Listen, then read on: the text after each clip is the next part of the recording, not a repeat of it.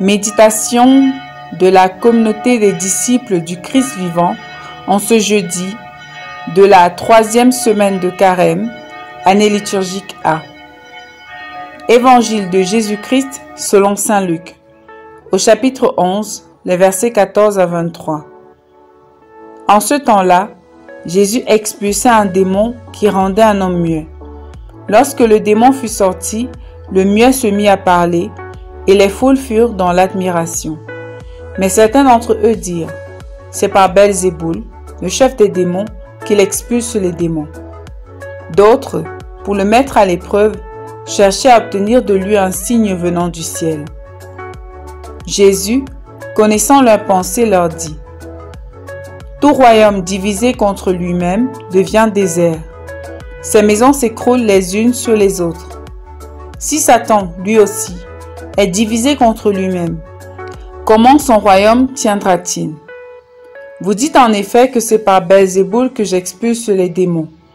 Mais si c'est par Belzéboul que moi je les expulse, vos disciples, par qui les expulsent-ils? Dès lors, ils seront eux-mêmes vos juges. En revanche, si c'est par le doigt de Dieu que j'expulse les démons, c'est donc que le règne de Dieu est venu jusqu'à vous. Quand l'homme fort et bien armé garde son palais, tout ce qui lui appartient en sécurité. Mais si un plus fort survient et triomphe de lui, il lui enlève son armement auquel il se fiait et il distribue tout ce dont il l'a dépouillé. Celui qui n'est pas avec moi est contre moi. Celui qui ne rassemble pas avec moi disperse. Acclamons la parole de Dieu.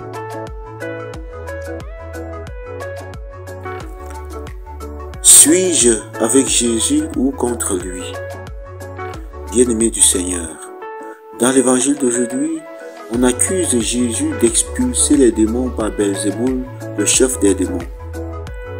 En effet, Jésus venait de délivrer un démoniaque qui maintenant parle. Il y a dans la foule 3 catégories de personnes. Ceux qui croient à l'action libératrice de Jésus avec admiration et reconnaissance, ceux qui le rejettent et pensent qu'il agit par la force de Belzéboul, et ceux qui n'y comprennent encore rien ou qui doutent et demandent un signe à Jésus pour le mettre à l'épreuve. Quel regard ai-je sur tout ce que le Seigneur accomplit? Ai-je une foi ferme? Ou bien suis-je si pessimiste que je ne m'attarde que sur l'influence de Satan dans le monde en refusant de voir toute bonne action divine? Peut-être je ne suis ni d'un côté ni de l'autre. Peut-être que je suis divisé. Être divisé, c'est croire en Jésus aujourd'hui, douter de lui demain et quelquefois mettre ma confiance en d'autres forces contraires à la force de Jésus.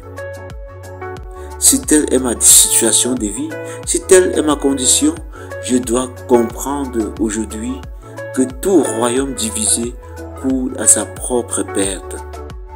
Je suis aussi dispersé lorsque je ferme mes oreilles à la parole de Dieu qui est vérité, comme le peuple d'Israël qui a raidi sa nuque refusant d'écouter le Seigneur, tel que nous le dit la première lecture. La réalité, c'est que Jésus n'a pas agi par Belzéboul, qui ne saurait se diviser de peur de faillir, mais il a agi par le doigt de Dieu.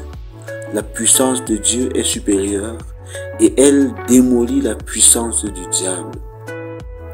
Prions.